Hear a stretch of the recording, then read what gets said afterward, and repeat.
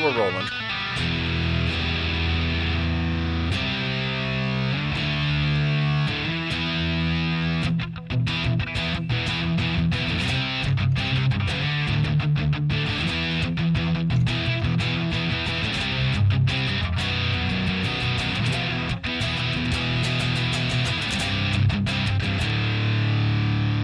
I was going to say, do the headphones. That actually does sound pretty solid. Nobody knows what it is yet, but we'll tell you guys momentarily.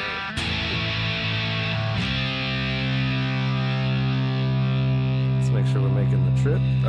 Oh yeah. There we go. Well, welcome everybody to Getting in Gear, first episode of February 2026. Which still, it's crazy every time somebody says 2026. I don't know why 2026 seems so much worse. And it's just, it's one more. It's weird because, like, somebody said it yesterday, and I was like, why does that already feel nostalgic? To me, that was maybe just me, but, like, I was like, well, they no, what's said it, and I was like, interesting it feels like 2016 almost. Well, that and, like, just how many things are I guess, how many pieces of, previous American culture are turning 100 years old at this point. Like, that part's been pretty interesting over the last couple years. Yeah, of just certain things that, that came out, or even people that were, like, very prominent that were born in, like, the mid-20s. It's like a lot of that stuff. It's crazy that that's 100 years ago. Yeah, Roaring 20s 2.0 Electric Boogaloo. Yeah. Yeah, a different kind of roaring, but... Yeah, we'll figure it out.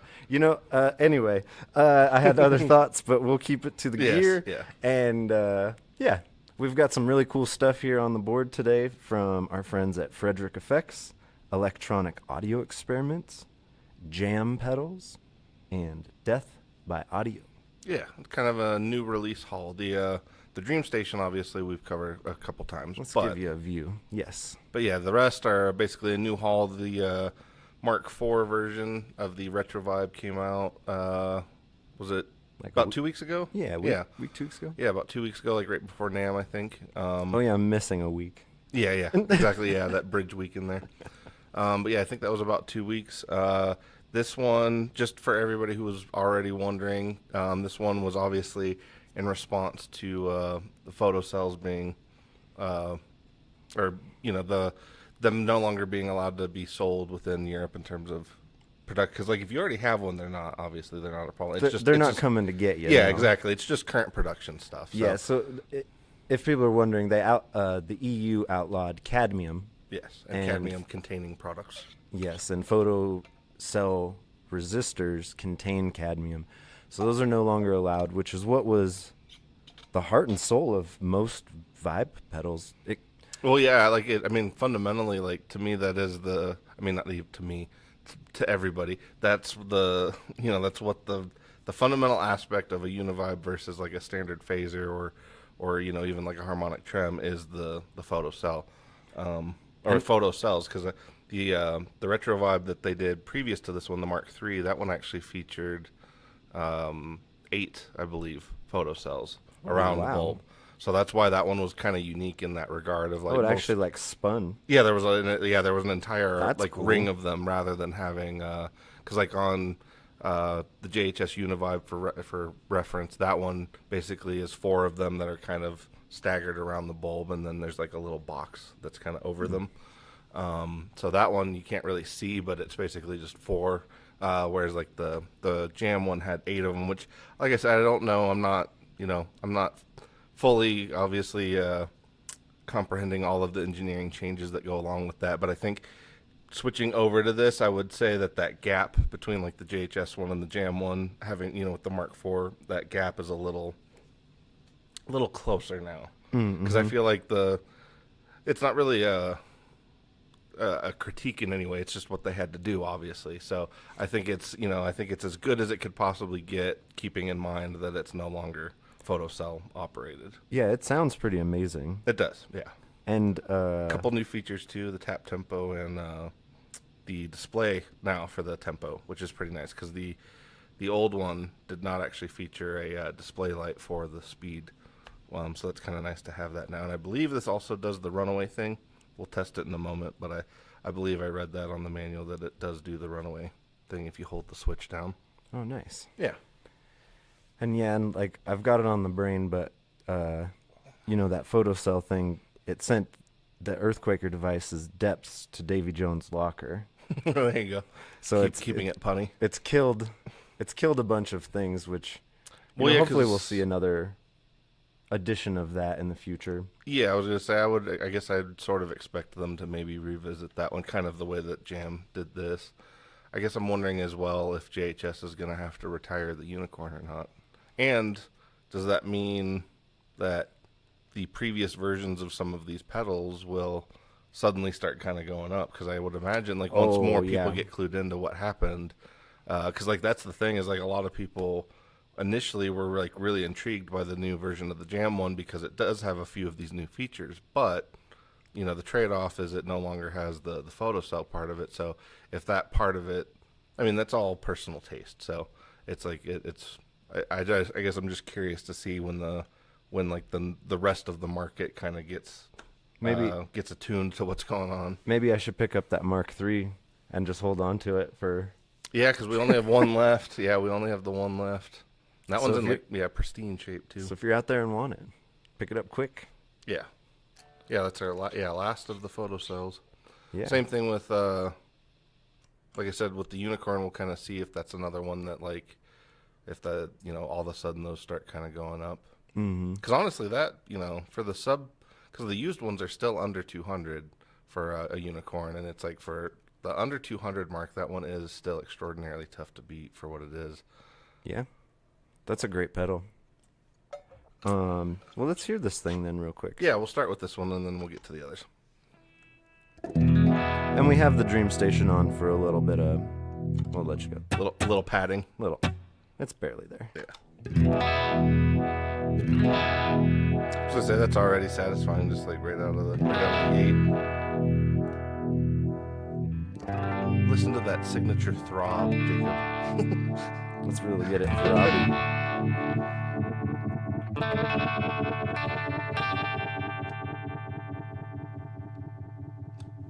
Or does it go from like a slower to a faster? I think it's there it is. Nice. Yeah, and then and I believe I'll double check. Or I guess we can't really double check. I don't want to crack it open, but there are several similar to the last one. So the last one had an intensity trim pot that was on the inside that basically kind of attenuates like the overall, like, because you have the depth control here, but the internal pot basically gives you a threshold for this pot, if that makes sense. And then they do have a few other adjustments in there, so I'm kind of wondering if they maybe added, now that it's not as reliant on the bulb, I'm wondering if they maybe added some speed controls in there, because like with some of the new options, it's, you know, it's possible that you'd be able to kind of give yourself a different threshold for the speed. So if you want it to go a little faster, then, because I think what it's doing, oh no, let's go. So I wonder like how you set How quick? exactly, like where do you set the stopping point, I guess is what I'm kind of wondering.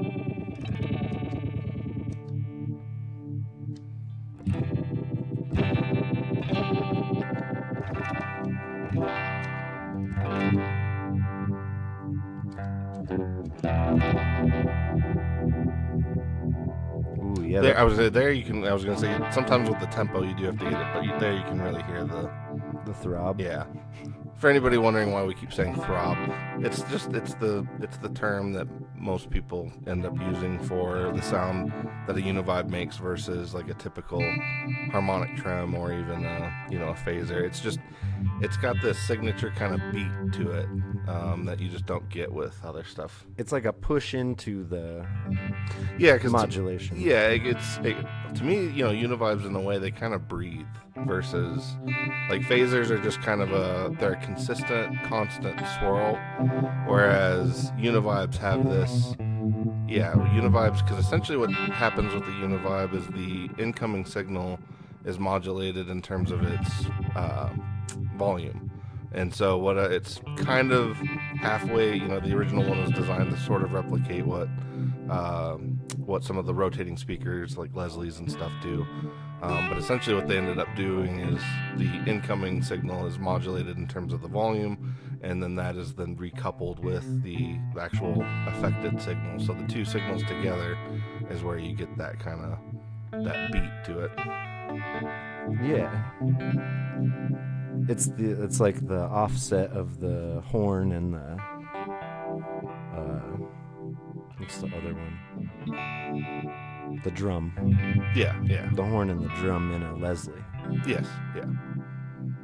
Yeah, it's kind of what gives it that shifting sound that you can kind of hear. Because like with a typical phaser, because in a lot of ways, you know, univibes and phasers have a lot of overlap, but phasers don't have that signature kind of turnover sound that a univibe has. And then is it chorus versus vibrato? Yeah, so the original names for them, that was, so the RetroVibe keeps the original names that the Univibe actually had, which was chorus and vibrato. But yeah, the vibrato sound essentially has no wet signal applied, no dry signal incorporated, whereas the chorus side actually does have dry signal incorporated. You can really hear that like pulse there. Yeah, and there's almost a little bit of, obviously with the vibrato kind of portion, there's a little bit of a pitch kind of modulating going on there. And then actually while you do that, I'm going to go grab that EV5 because, oh no, you did, never mind.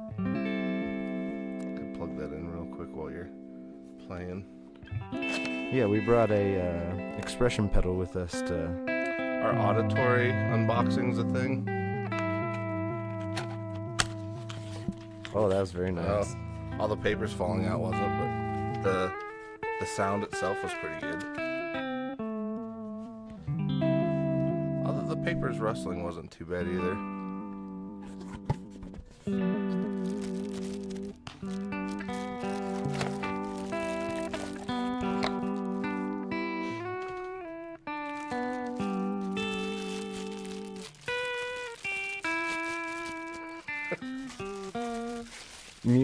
Music accompanied ASMR. Exactly. You know, the Univibe though would be sort of the perfect sound to accompany those types of videos. Oh, for sure. Because there's something, I don't know, to me, like, personally speaking, I find the Univibe to be one of the most satisfying modulation pedals. Like, it's one of the oldest ones, but it's one of the, like, most satisfying ones. Obviously, a lot of people associate it with Hendrix and Robin Trower. Even though Gilmour kind of used, I think he also used like two-stage phasers, sort of in place of vibes occasionally. But yeah, I know like Pink Floyd has a few songs obviously using a Univibe. I should actually learn more of that era of Floyd, because like I said, for me they are kind of an era specific. Is it on the side? It's on that side. Oh, there we go. Okay. So we're plugging in a Boss expression pedal so we can have control of the speed. Just like, well, Leslie's have like a 2-button foot switch. Yeah, Fast and slow. Some very creative people have been able to kind of retrofit speed controls on those, but yeah, a traditional Univibe used to actually have an expression pedal that was sold with it. So obviously, I'm sure most of you have seen, videos of like Hendrix using one. But like as you pull it down, obviously you slow down that speed, and then you can kind of.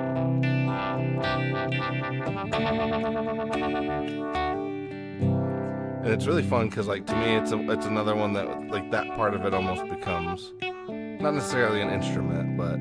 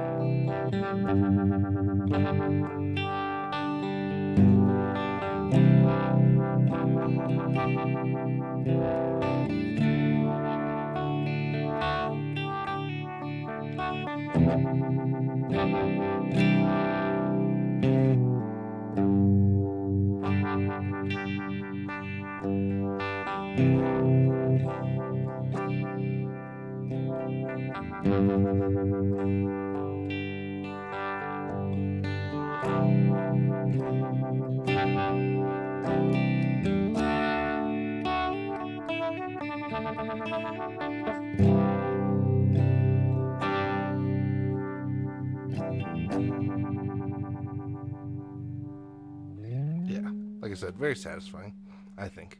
How's it take fuzz?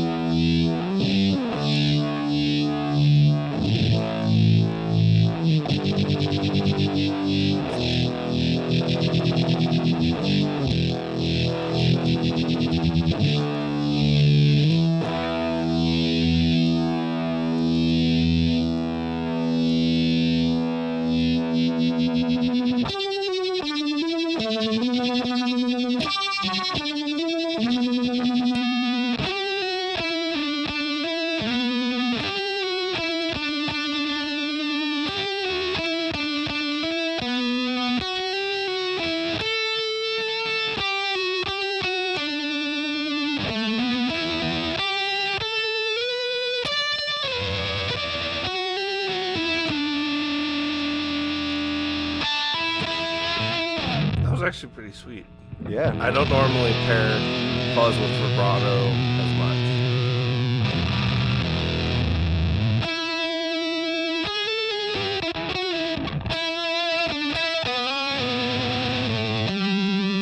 And it's like something about the way that's kind of going in between the oscillations of the fuzz. It's like it's a sweet effect.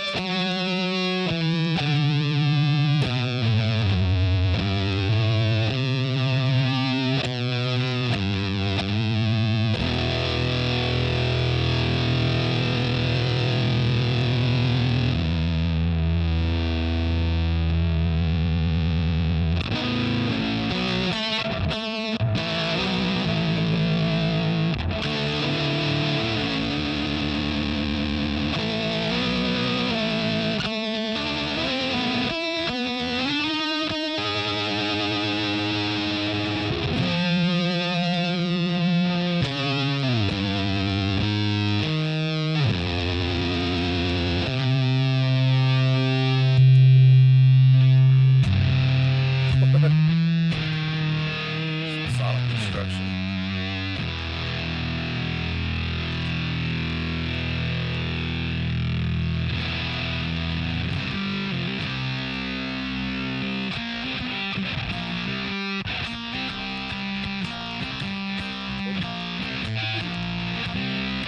Shake can.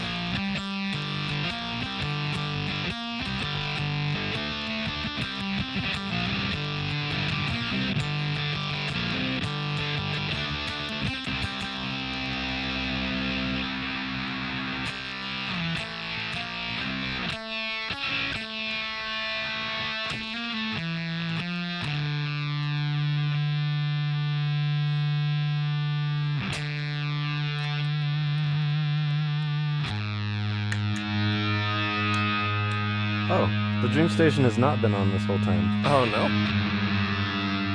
Ooh.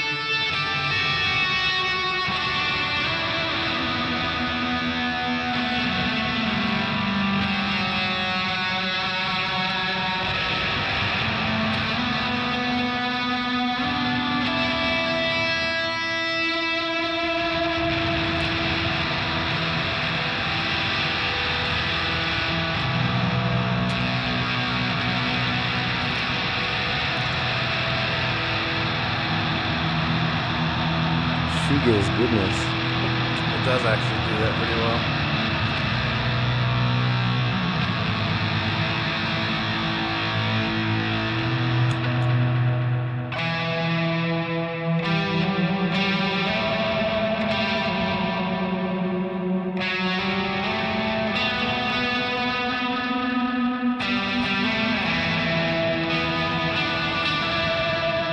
And so now you're hearing the gain from the Great Hammer, which is the newest offering from Electronic Audio Experiments. Yes. Mr. John Snyder. And it's based on like a 90s trainer bass amp, solid state. Oh, okay. You're like the third person I've said that to, and they went, "Oh, I get it." Yeah. And yeah, I really dig this. It kind of reminds me of like being a young punk teenager playing my solid state. It has those qualities. Yeah.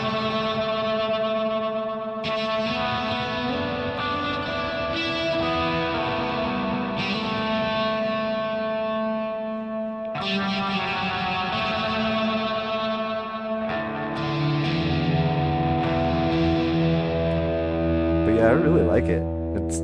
It's got a really cool, it's got a tightness to it. That's what I was going to say. It's a lot tighter than I was expecting. I was expecting it to be a little looser, but since it's designed for bass, makes sense that it's handling the low end a little bit more efficiently. And solid state. And solids, yeah. So not trying to be tubey and saggy and... Yeah, almost has that little bit of compression that's just kind of always there, but it has kind of a snappy quality to the distortion. Yeah. Yeah. It's that very much that solid state. Yeah, exactly, yeah.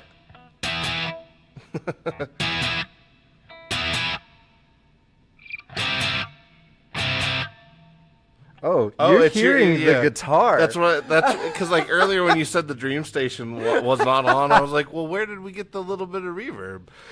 Yeah. Yeah. It's the guitar. Yeah. That's hilarious.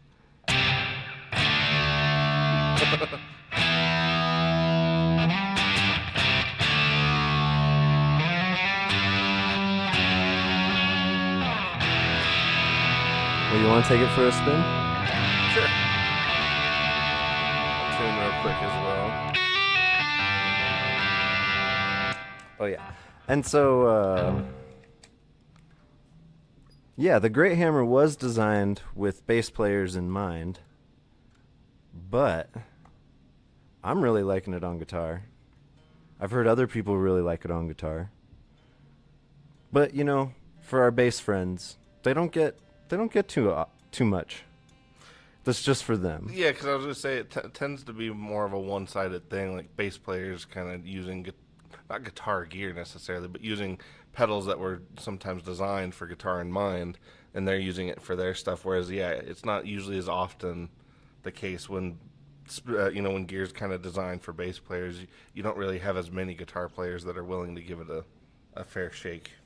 Yeah, but this was designed with our low-end friends in mind. So Dylan's got his C-caster. We're going to... Yeah, see how it does with some of the lower tuning stuff.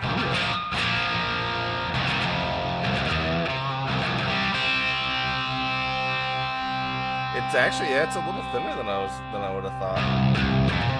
We got this bass knob. Let's take the attack all the way out.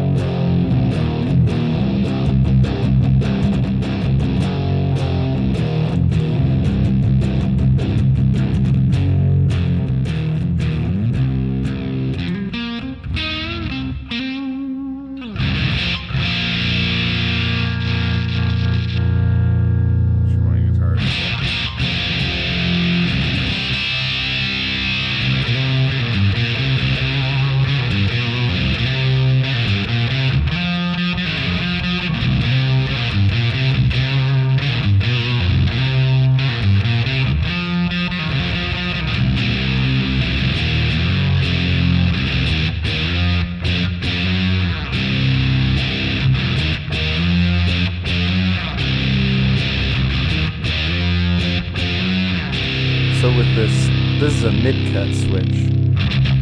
So in the middle where we're at is full mid-cut, moderate mid-cut in the down position, and up would be flat.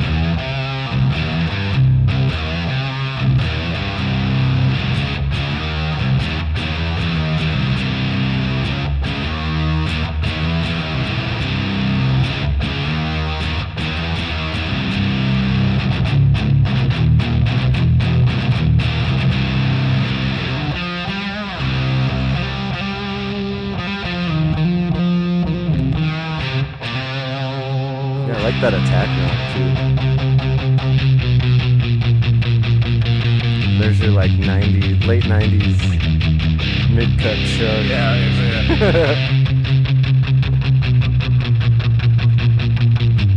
The dawn of new metal.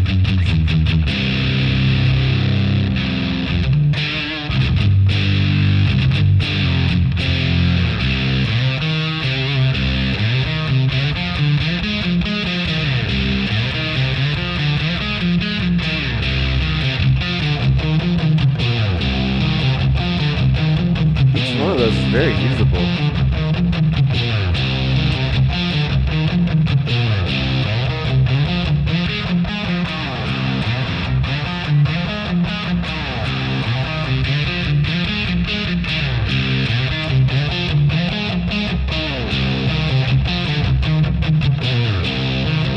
I think I like it with the moderate cut in the down position. Yeah, it sounds really good. And then it takes fuzz really well.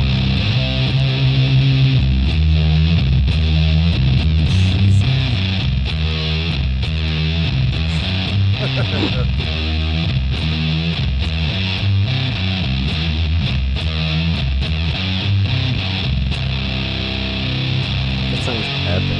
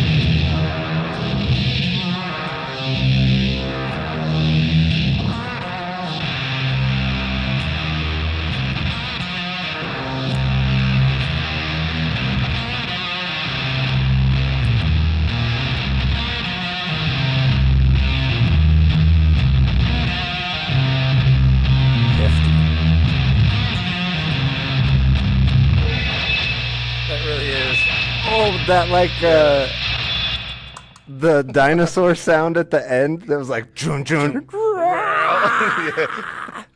I'll do the visual for you. That was pretty great. That's a pretty good combo. Honestly, the two, like the great hammer with the square wave. The square wave's interesting. It's like, I gotta say, we ended up getting that for a customer on a special order, so I threw an extra one on there, obviously. But it's really interesting. It's like dead simple, but super versatile. Yeah. Yeah. It sounds amazing. For it being called square wave fuzz, I thought it was going to be a little more glitchy. Yeah, and it has some spots where it kind of gets there, but it has all this other stuff kind of in between that is awesome. So Yeah, they really complement each other well. yeah, I mean, John's a master of clipping and distortion and fuzz and yeah, he even solves other people's distortion problems. yeah, well, just to make him play nice, you know. Yes, I'm sure he slams them all together to try and he makes some kind of like distortion goulash before he sends it out the door. yep, I would Yeah. assume. He's quite the mad scientist, Yes, it seems. Actually, I think all four of these folks are mad scientists. Oliver's quite the yeah, for sure. But yeah, this thing is pretty great too. The Dream Station.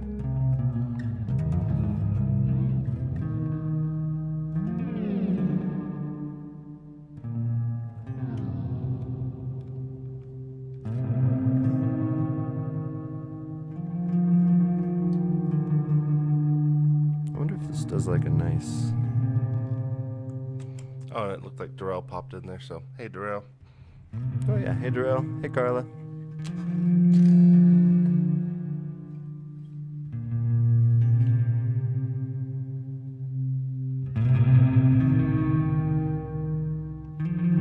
Yeah, that's nice as just like a preampy thing too. It is.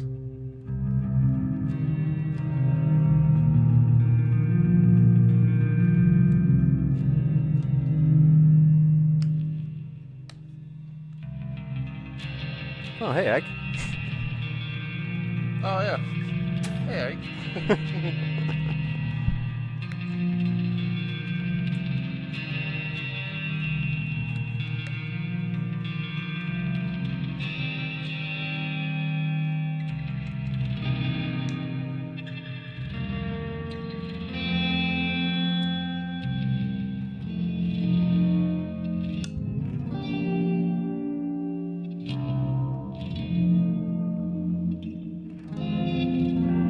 And yeah, it was getting a little bright, so I turned the dark switch on the Dream Station. That really cleared all that high end off. It was nice.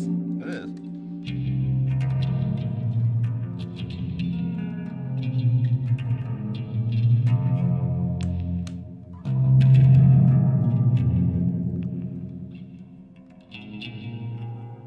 Just kind of seeing how it reacts to the different pickup configurations of it.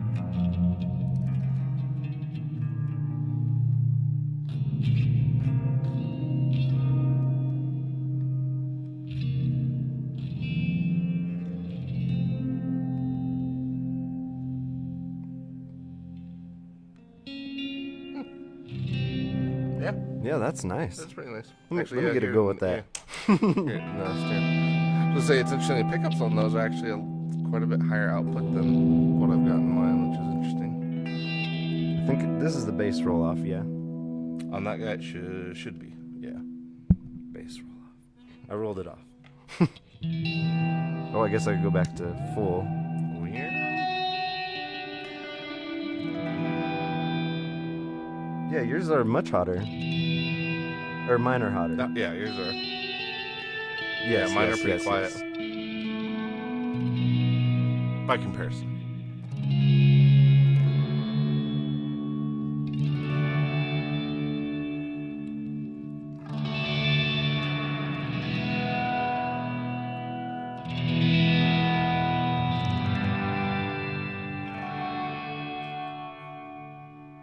There's almost a shimmer. Well, yeah, I think the way the Univibe's kind of hitting the front end of that Dream Station is kind of giving it this, I don't know, it's kind of like it's taking that little bit of high-end sizzle and just kind of rolling it over.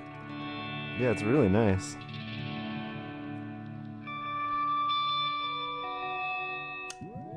Weird. So, I'm gonna mess with that while you play, because...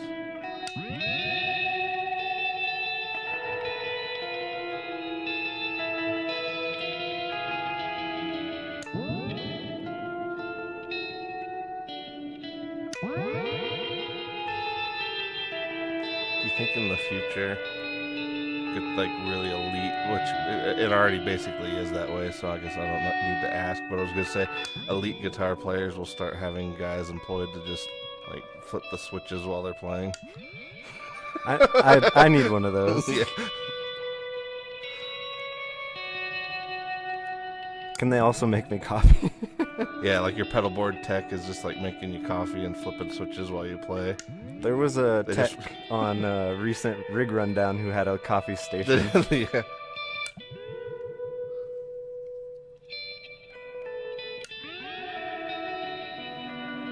Gotta say that is fun though, just that little bit.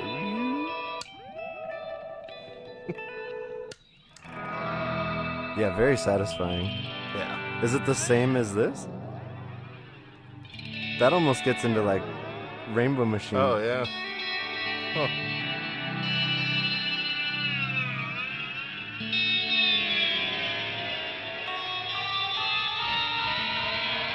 There, yeah, right, yeah.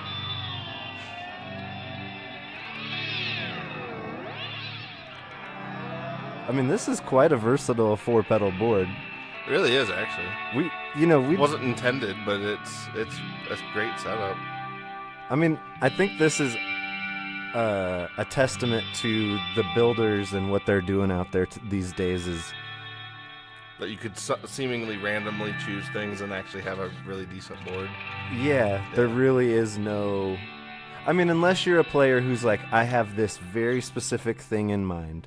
Well, yeah. But if you're willing to kind of like play to the thing, Yeah. there's some really rewarding stuff out there, I think. Yeah.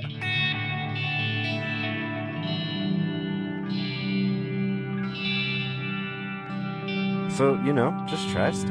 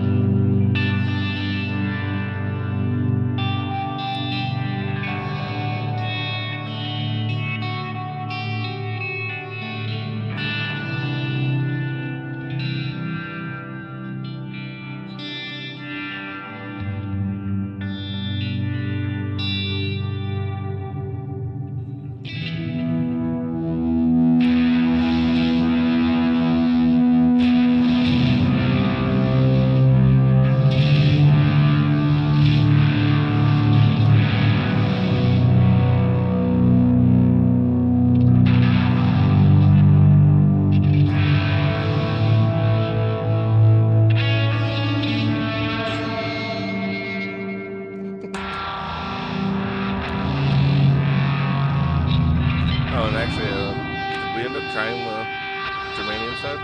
Yep. Oh, did we? Okay. But yeah, you can click it on. So I was gonna say, I think that was where some of the more starved kind of.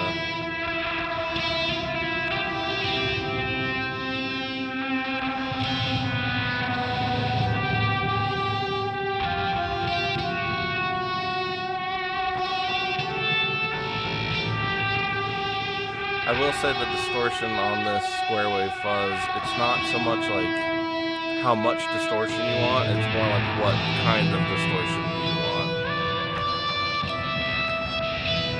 It's actually, you might be able to hear it a little more without the, yeah, here it's kind of, it's more of like, almost like the distortion and tone are almost tied together on this guy.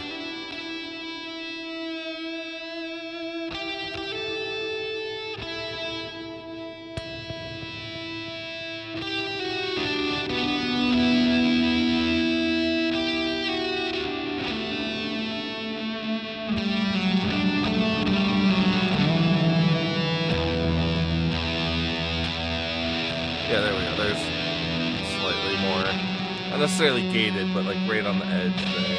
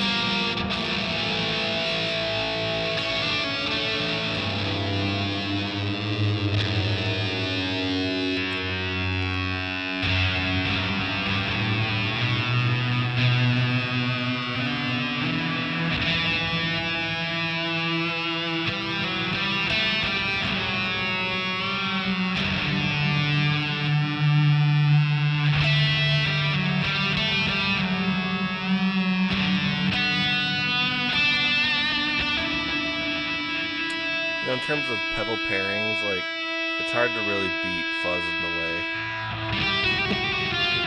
Oh, yeah. Yeah. And a little bit of reverb. Yeah.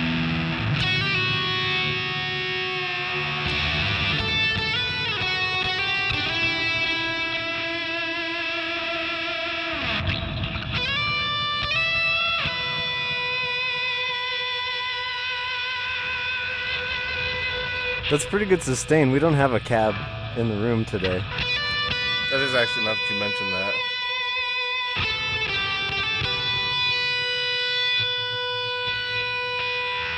And if you turn this up, it'll almost feed back.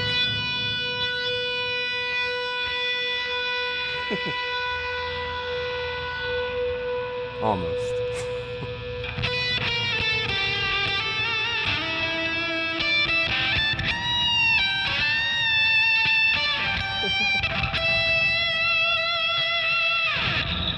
I don't know why I just pictured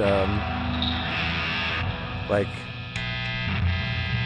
you know, in those 80s movies when you would be in the room and there'd be the like silhouette of the window curtain thing, or Oh yes, the yeah, like when they blinds. were almost doing like a noir kind of throwback, but yeah, it does sort of have that. Well, I know it's funny because like, you know, like Blade Runner. Obviously, we always bring that up a lot, but Blade Runner has that vibe, but with like the synthy kind of horns thing. But it is kind of that same like detective in the rain. Yeah. With the, yeah, like I know what you mean. Yeah. I don't know what the hell that style is called, but detective in the rain in a big city vibe. I'm sure it's something noir, Yeah. film noir. Well, it's part of the noir thing, but yeah, it's distinctly the distraught detective looking through a window in the rain.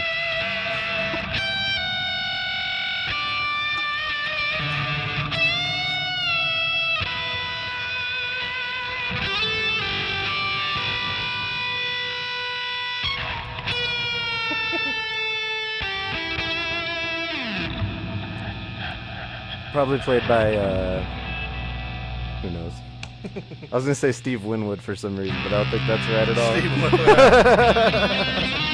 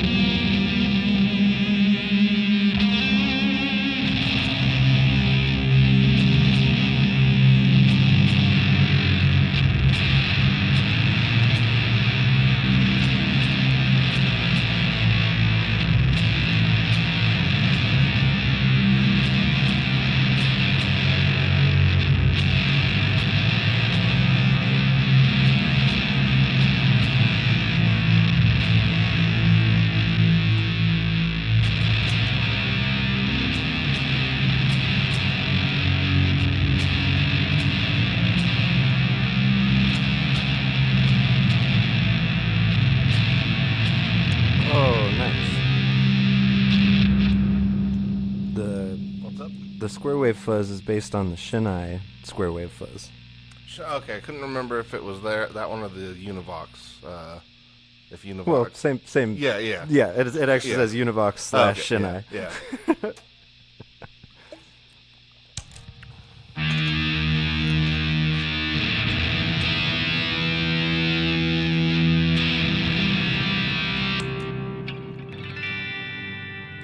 It's interesting. Yeah, the Great Hammer actually is, again, John has a weird way of being able to make like 4-knob pedals that are super versatile.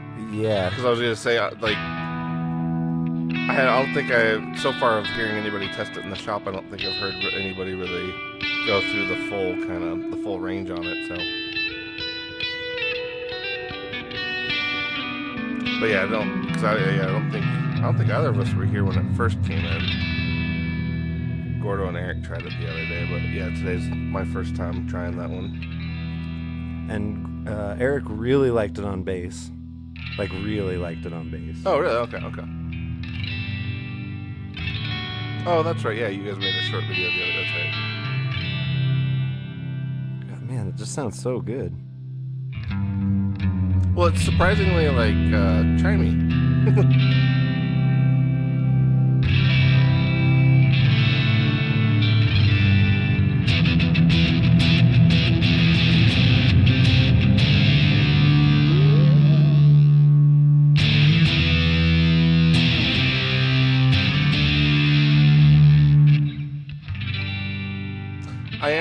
To be honest, I am a big fan, though, of taking, like, bright things that are intended for dark things and using them in the reverse, because it's one of those things, like, sometimes, using, like, really bright pickups on lower tuning guitars, sometimes that's a really fun thing to do, but then on the other side of it, of, like, using things that are typically designed to brighten a darker sounding instrument, but using it for an already somewhat bright instrument, you do get some of those cool textures, because, like, I guess what comes to mind, even though it was sort of, designed more for that, like the Scarlet Tunic from Thorpe, kind of has that same thing where it's just super chimey, more because of what it's sort of like, kind of pulling all the crud out. And I was going to say the bass control on that's pretty interesting, because it's like all the bass is there if you need it, but you can pull it all out if you need to as well, so.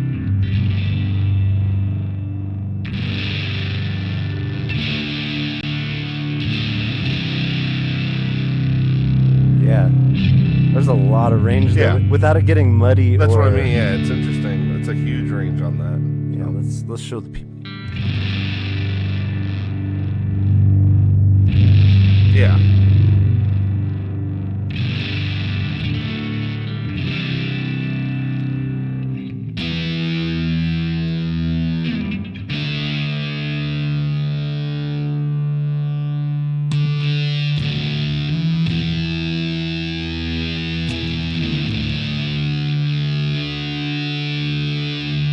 That combo is... I was gonna say the two together is pretty great.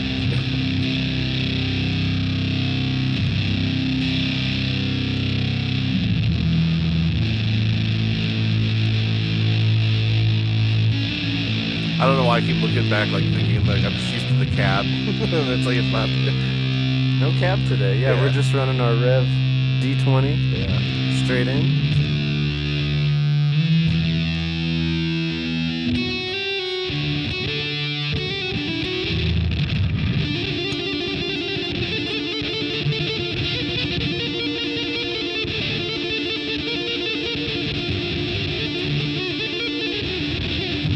Go to California for a few days and come back all tapping and stuff. Yo, where's my Floyd Rose, bro? Yeah, I'm a surfer now. Yeah. Or no, I'm punk rock.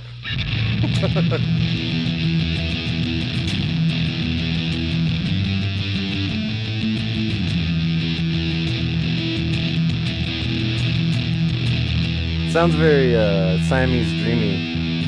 A bit, yeah. So with square wave plus great hammer equals big muff. Yeah, apparently. With a more versatile bass control.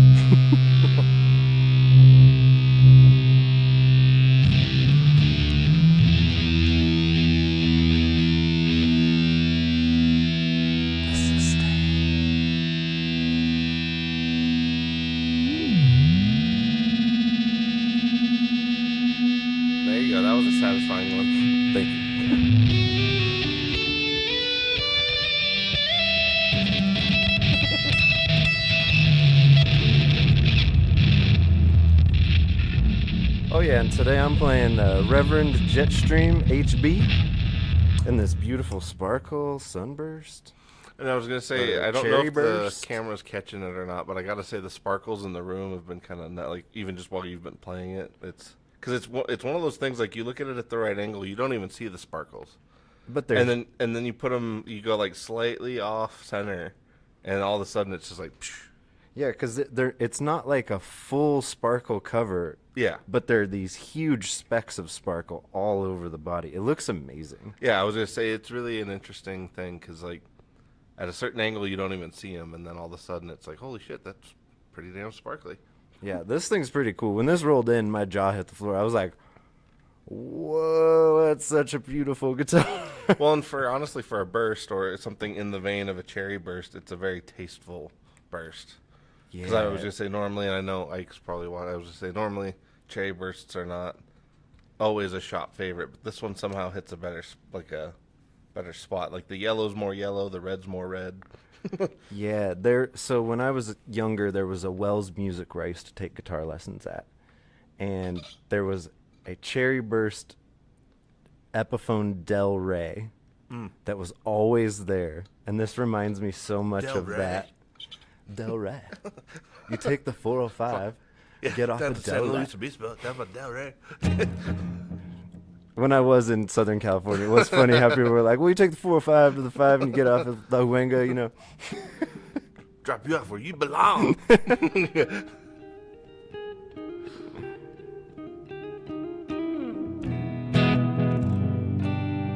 But yeah, Reverend should be out for our Denver Music Gear Expo coming up in June. Yes, June So- 13th. So yeah, mark it on your calendar. Speaking of that, I believe, We've actually been telling a few, now that we're getting closer, we've been telling customers lately, and they're getting excited. It's pretty cool. Like, Yeah. our Denver, unfortunately, for as big as it is, doesn't really have a lot of exciting stuff quite like that. So I think it's going to be a cool thing. I think it's really going to hit a good spot for us, obviously, but for the whole town. Well, the whole town of musicians, anyway. yeah. Yeah, everyone I've been telling, they're like really excited because I'll mention that I went to NAMM and they'll always say, oh, I've always wanted to go to NAMM. And then I'm like, we got the Denver Music Gear Expo coming up. Yeah, we're bringing the people here. Yeah, because I think that's the future. I was listening to a couple other podcasts. Zach from Mythos was discussing how maybe the regional get-togethers would be more of a thing of the future. Well, and to be honest, like even like whenever Ike or even when Eric talk about like going to Summer NAMM, because like that's kind of been a discontinued thing. I'm kind of hoping like if we can get our own sort of version of that, like I'd be pretty happy about that. Because like to me, it sounds like a much more fun version of that experience.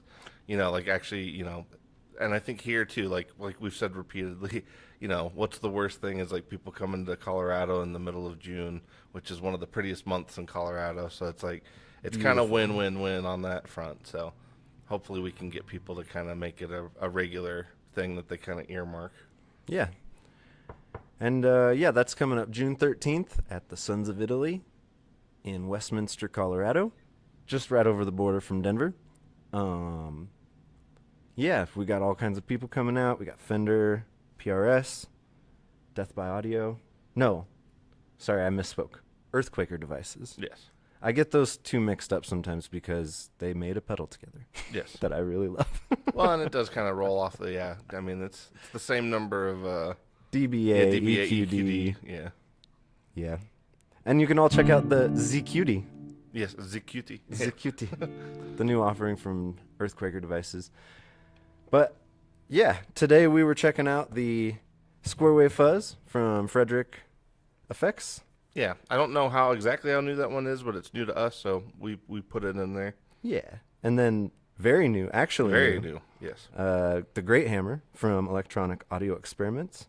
I was going to say they're wonderful pedals, but I think that maybe just... Well, and I guess I should it's to be... have yeah. I should have looked into it before. I don't know, maybe we could ask him at some point. But I guess I wonder if it's sort of the halberd for bass players. Oh, nice. Because like to me the halberd, if for anybody who hasn't tried it necessarily, the halberd that John makes is one of the most, like, again, another amazing 4-knob overdrive that's extraordinarily versatile. That's one, like, it can kind of almost get all of the flavors of overdrive without having to be overly complicated. So I really like that one. So like, yeah, I kind of wonder if the Great Hammer is sort of the halberd, but for bass players in mind. Yeah. And then the jam pedals, RetroVibe Mk4. Yes. No cadmium. Yeah, the no cadmium version. But also has the new tap tempo, the ramp feature, and sideways configuration. I think that was all of the new features for that one. Well, like I said, I still don't know. There's a lot more trim pots in there, so I'm gonna investigate that at some point because like I was kind of shocked to open that and find like way more than just the intensity control. So Yeah. And then we've got the Dream Station from Death by Audio, a reverb delay that also has internal switches and things. oh, does it? Yeah. Yeah, to go from mono to stereo. Oh yes, for that part, yes. Yeah. Yeah. But yeah, what a wonderful array of pedals.